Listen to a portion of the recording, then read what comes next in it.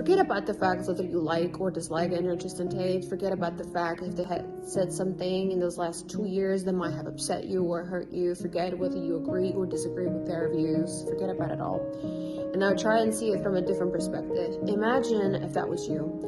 Imagine, or it was your son, your brother, your father, or your close friend, whoever. Imagine if that was not them in this situation. How outraged would you be if this happened to them? How outraged would you be if your son got taken to jail while they have no evidence against him, and he got now 2 months to be sitting in a jail? Because that's what's happening right now.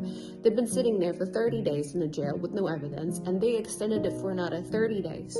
So imagine how outraged and mad would you be if this happened to your son or your brother.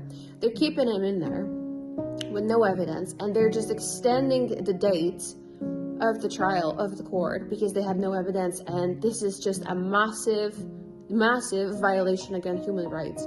Imagine how mad and how outraged would you and your friend and your entire family be if to see this injustice. Now, forget about the fact that it's Andrew and Tristan Tate.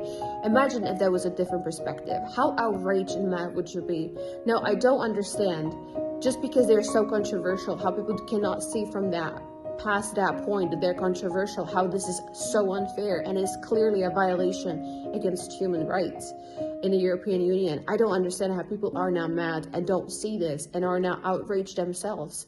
If this happens to them, I am worried this can happen to anyone at this point.